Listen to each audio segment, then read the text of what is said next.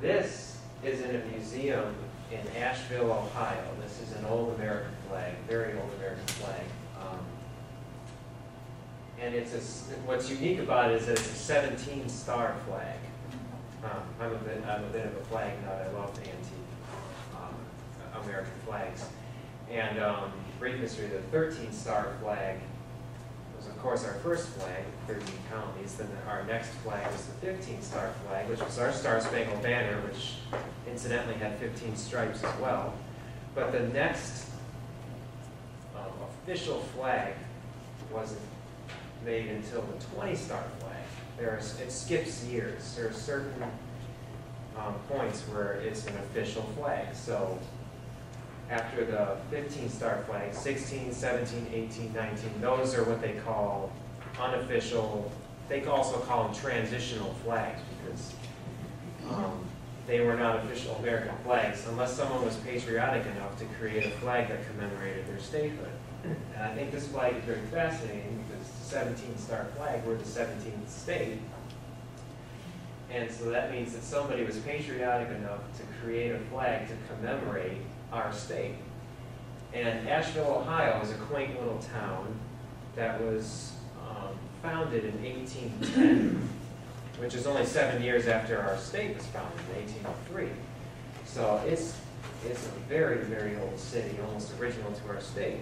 And they found this in an attic only about 15 years ago, I think, in Asheville. They found it in an attic, and they had it analyzed, and they had a textile professional look at this, and they said that this is real, this is authentic, this is from a time period of at least 1810 or later. So somebody was patriotic enough to create a flag that commemorated our state. I thought that was really neat, and they donated it to a museum. And I think I have this right. The museum is literally called Ohio Small Town Museum. That's literally the name of the museum. It's a really neat little museum, and this is a good example of what we want to go see. We haven't seen it yet. It's not on the statehood historic record. Not yet. Not yet. But I have to go see this museum. It also has a traffic light at it, one of the first traffic lights which were invented in Ohio. Very fascinating. But thank you. As well as with painting, I have a liking for textiles too, especially flags. I like to create hand-stitched flag replicas. And I liked this flag so much that I stitched it by hand. Here's the replica. Yeah, I'm crazy. This took me forever. This took me forever. All by hand. I thought I could use a sewing machine, but I wanted it to create it the same way that these patriotic individuals created it way back then. The way they did it by hand. I just have a very love. Yes, the more I research antique flags, the more I'm enamored by how they took the time, they pricked their fingers, they were very, they showed pride in their country. And every time I've created several flags, every time I do, I feel like I have the same thing they do.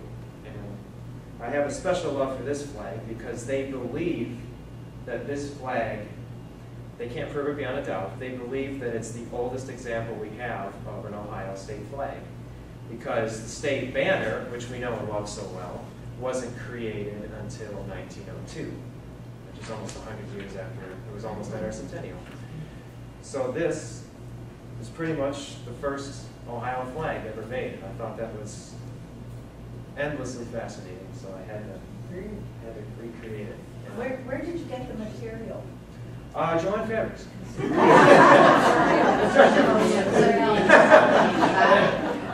Yeah. It's the exact right shade.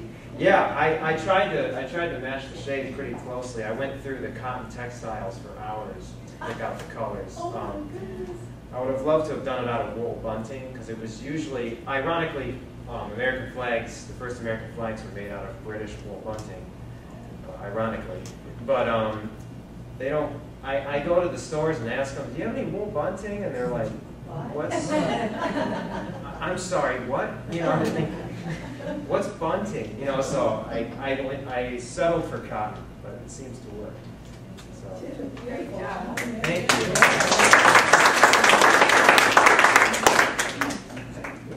Is it color fast one? Color fast, my mom helped me with that one. She said, now you have to dye it in vinegar and set the color. I better do that before I hand stitch it. Cracking my fingers. So we take what we do very seriously. We have fun doing it. Yeah, we first and foremost, like I said, first and foremost, we just have a lot of fun with it. We really enjoy what we do with this. So it's fun. It's been great, you know, getting out and exploring and rediscovering things that we've already fallen in love with, such as the West Side Market, such as pretty much every historic building in the greater Cleveland area. But it's also been really fun going out and discovering new things as well. And we aren't done yet. We have many, many more markers to go. But we will be very busy this summer. So yes. We are headed out to Put-in Bay, in August to celebrate the reopening of Perry's Victory Monument. And we'll be probably heading down to southern and central Ohio as well, no doubt. I'm sure there's a stop somewhere for us in Columbus or Cincinnati, or probably both. Oh yeah. So we have lots of things to check off the list, and we still have lots of time to do it. But we did have someone figure out that we need to do 5 signs a week to get it all done in 5 years. Wow. So we got to get to work. I jumped the gun on our 5.